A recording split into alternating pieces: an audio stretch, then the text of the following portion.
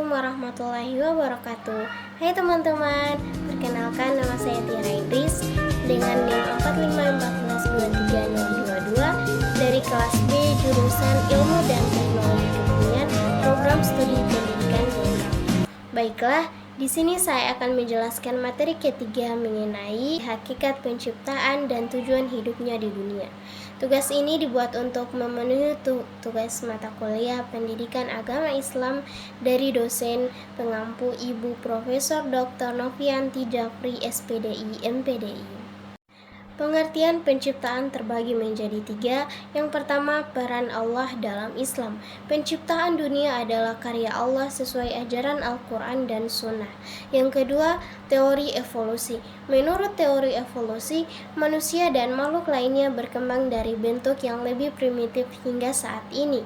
Yang ketiga adalah aplikasi teknologi.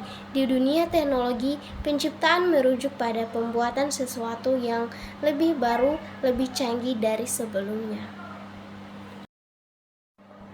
Tujuan hidup dalam perspektif agama. Yang pertama ada Alkitab. Menurut Alkitab, tujuan hidup adalah untuk mengasihi Tuhan dan sesama manusia. Yang kedua, Al-Quran. Dalam Islam, tujuan hidup adalah untuk beribadah kepada Allah dan memperjuangkan kebaikan. Yang ketiga, Buddhisme. Buddhisme mengajarkan bahwa tujuan hidup adalah untuk mencapai nirwana atau pembebasan dari samsara. Adapun tujuan hidup dalam perspektif filsafat. Yang pertama adalah Plato. Menurut Plato, tujuan hidup adalah untuk mencapai kebahagiaan dan menjalani kehidupan yang etis. Yang kedua adalah menurut Aristoteles. Menurut Aristoteles percaya bahwa tujuan hidup adalah untuk menjalani kehidupan yang penuh kebahagiaan dan memiliki makna. Yang ketiga, eksistensialisme. Filsafat ini berpendapat bahwa manusia harus menciptakan makna hidup mereka sendiri demi kebebasan dan otonomi diri. Adapun tujuan hidup dalam perspektif ilmiah, yang pertama adalah teori kendali diri. Menurut teori ini, tujuan hidup manusia adalah untuk meningkatkan kemampuan mengendalikan diri sendiri dan mencapai puncak performa diri. Yang kedua adalah teori penyesuaian.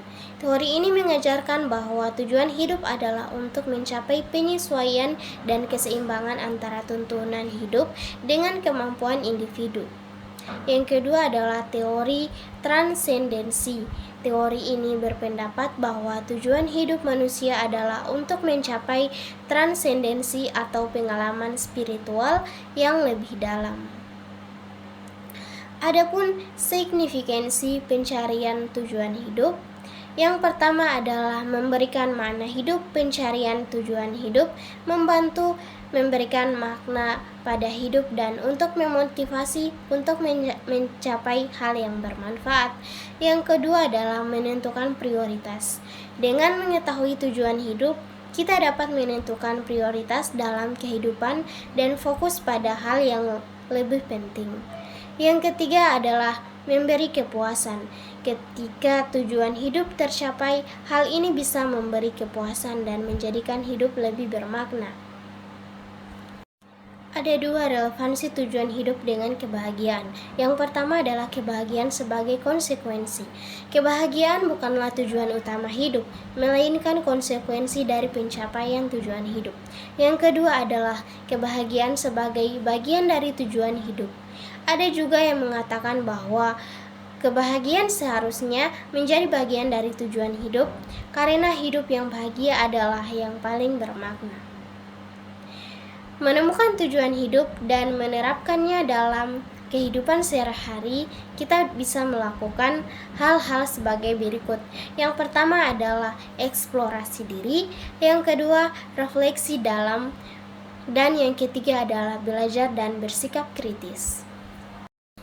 Baiklah, mungkin hanya itu yang dapat saya sampaikan. Sampai bertemu di video selanjutnya dan semoga video ini bisa bermanfaat untuk semuanya. Wassalamualaikum warahmatullahi wabarakatuh.